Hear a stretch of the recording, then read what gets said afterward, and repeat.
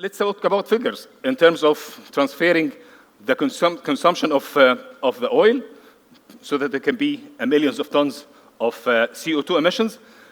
With the Suez Canal decretion, if we will compare that, relatively speaking, with the Cape of Horn, you will find that there is a less of emissions with 34 million tons in 2023 only. Let's move on to compare if we didn't have the duplication of the canal in 2025, and how much that will affect us.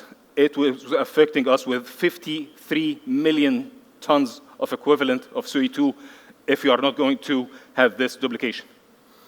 What else? The canal is not just only about transition. We have started a new project. It's a national project called the Suez Canal Economic Zone, which have 6 ports. I'm representing one of these ports as East Borside Port, and we are thinking about lots of value-add services. One of these things is going to also to reduce, relatively speaking, think about that, very, very important to think about reducing the carbon footprint for the port. However, we don't believe in that. How comes? If you want to supply the vessels with electricity, we believe that if you will do that, yes, probably we will do the same thing as we listened today in the morning. We will reduce the carbon footprint for the port only, but we'll transfer the emissions to be at the power plant. And this is not going to be the case. We are thinking about going sustainable, means that we will have to think about going sustainable with the renewable energy to supply these vessels. So yes, we are thinking about the onshore power supply, but with a sustainable energy and renewable energy. So we are thinking about solar power, windmills, and also thinking about the current of the canal. If you can imagine that the canal is moving between the Red Sea and the Mediterranean Sea, so with the levels of the tides here and there is a huge current coming from the north to the south and all the way the vice versa. So we need also to work in that in terms of innovation, the research and development, to make sure that this is going to also to produce the types of energy which can be efficient and also sustainable to have this, what we are thinking about is the less carbon footprint. Well, because we are dynamic, we have to keep monitoring all the world, from the Pacific to the Atlantic. Last year, we have 30% of the vessels is building in Southeast Asia, South Korea, and China. Most of these vessels are going to be powered by the dual fuel. So this is something really important. We have to think about that. We have last year the first bunkering for the first dual fuel vessel for containers. It was in East Borside Port for the first time in the world. So we have to think about that. So methanol is going to be bunkered in East Borside. Next year, we are monitoring that probably end of this year, we will have the first vessel working with ammonia. So the ammonia also is going to be there ready for bunkering. And also in addition to that, we are monitoring that LNG is going to be one of the most important fuel for the coming generations of vessels. So all these things are being monitored. Also, if you think about transiting the Suez Canal, you will find yourself that there is the stations here and there at the east of the west of the bank. You will find that all the instruments for the navigation and the port control is powered by the solar power. So this is something with our transition. This is very important slide. We are here in the emergency response. This is me, by the way. So the emergency response is very important for us. We have to be prepared with 20,000 ships passing through. If there is an oil waste here and there, we have to be monitoring that. Not because of the pollution only, because economically, if the canal is stopped, I think most of the world is going to be stopped. So this is something really important for us to think about. And this is the signing ceremony that was last month with an international company so that we can make sure the collection of the waste before you enter the canal, both types of waste, solid and also liquid bulk, so that we can take that and reuse it. So you're not going to just to take it and burn it and have another pollution from the other side. So the reuse is something in the methodology of our thinking in terms of all type of planning. So this is my photo. I was in the bridge in the bunkering of the methanol last year, the first time in the world, and also very soon we'll have the ammonia and LNG as well. Efficiency. Efficiency is one of the types of going sustainable. This is what we are monitoring in our ports and also in the canal. That's why if you are going to think about the ranking, last year, it's announced probably a couple of weeks ago.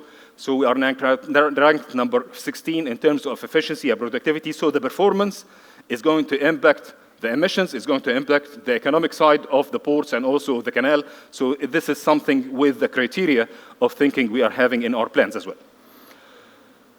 Green hydrogen, ammonia, methanol, this is how the world is talking now.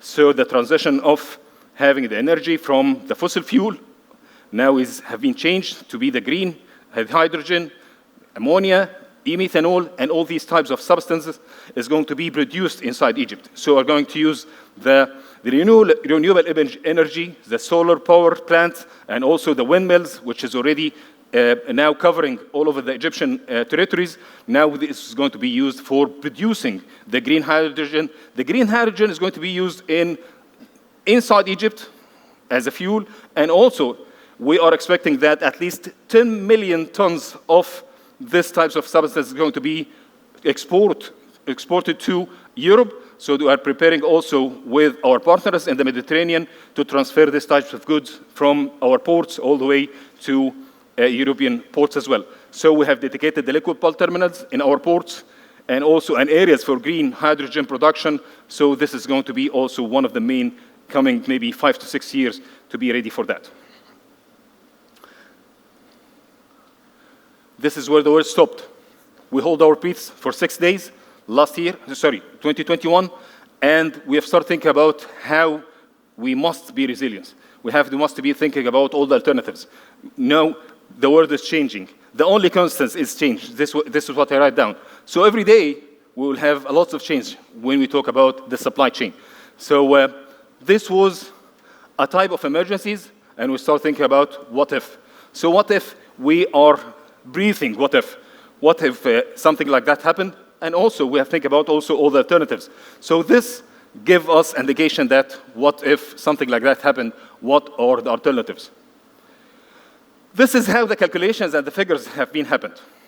Singapore, Malaysia start thinking about transferring goods to Europe. How much is going to cost? How much that is going to make in emissions? This is going to add 40% if the canal is going to be affected negatively in terms of transition. From Singapore to east coast of the United States, this is going to affect probably maybe 16% because the large vessels going probably from South Africa. From China to Europe, 30% additional emissions. China to east coast United States, maybe 12%. Thinking about we are here from Mumbai to London, the Suez Canal is reducing the emissions, reducing the cost with 41% in average. So this is really significant, and we have to be together, thinking about that together. That's why probably they called me to come here and start these discussions, and I'm happy that we will start the day from now all the way through the day until we will sleep discussing together, because whatever is going there in Suez Canal is affecting India with 1.5 billion people producing and working day and night. How we are moving forward, we are also thinking about the elasticity pricing. So we have to move forward and be elastic in terms of pricing our services. So we are thinking about last year a refund or rebate for the vessels coming from the Indian Ocean region all the way to Europe and the United States with 20%, 60%, 75%. So what's the difference? The difference is how much this will affect the journey between this place to these markets.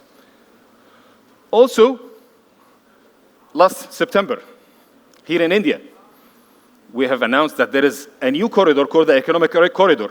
This is an alternative. Yes, probably it's not going to have a huge amount of volumes transferring from India to Europe, but at least we have to think about this is a type of an alternative. We have to think about it, and we have to think about how efficient it is, and with what types of segments is going to affect these types of cargoes. After 2 months, 19th of November, Houthis, Bab el-Mandab. So what's going on there? Security issues. This reduced also the security in this place, and this affects negatively the world. Figures. Ladies and gentlemen, think about these weeks, starting from probably the end of 2023 and all the way up to now. This is the containers figures and how it's affected. This is about the traffic per type of vessels. So this is the count of vessels for 16 weeks up to now. you're thinking about how we are experiencing a negative volumes. And also in the Cape Town, we are talking about a huge improving in this figures. Let's think about the transiting time. Look at the final one from Malaysia to the UK. September 23, 30 days. Now, 45 days, 50% additional charge, fuel, emissions, and this is going to be affecting our production, our cost, our supply chain, and also it's going to affect our pocket, my friends. So the thing is, we are thinking about our people. They have to calculate everything, every single movement with the cost and how the inflation is going to be affected our people, our economy. So this is really important to think about. The freight. Ooh, think about that. How the freight was going.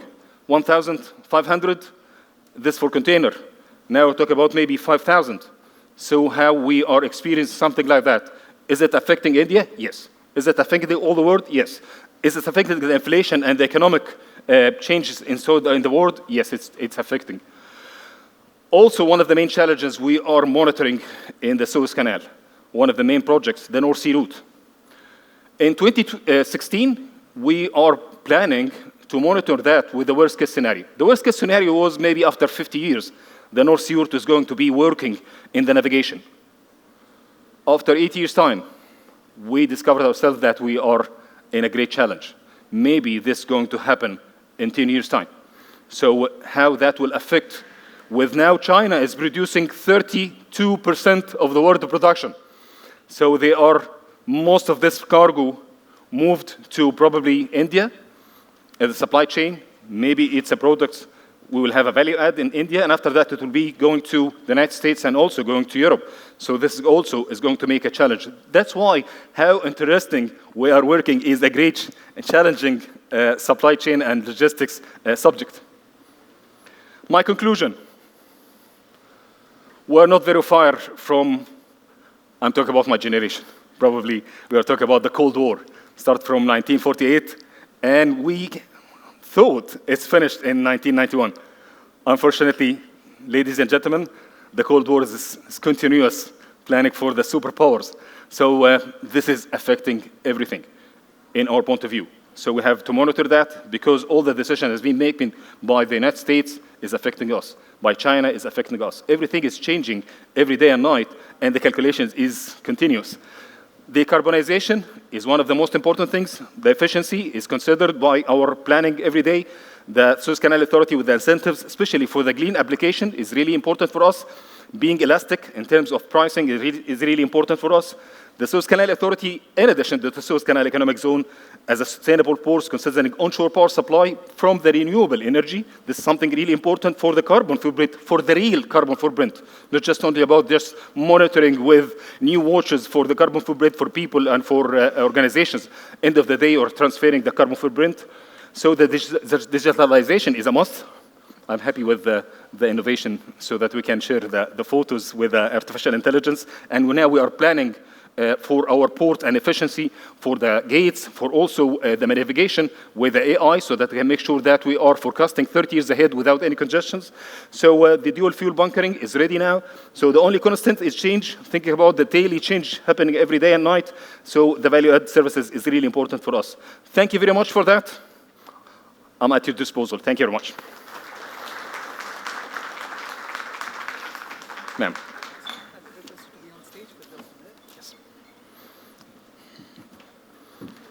Thank you very much indeed, sir, for sharing all the pioneering steps that are taken up in order to ensure that the Suez Canal can indeed be the Green Canal and literally the pathway towards newer strategies and towards building a global economy and a global collaboration. I really appreciate, sir, your presence, your valuable presence right here at the summit as well. And on that note, if I could please invite on stage Mr. Kanwar Singh, CFO, Oracle India, to please come on stage and present a token of gratitude to our phenomenal speaker who has joined us all the way from Egypt. Ladies and gentlemen, once again, can we have a huge round of applause for Mr. Ali Assem Mahmoud Ibrahim.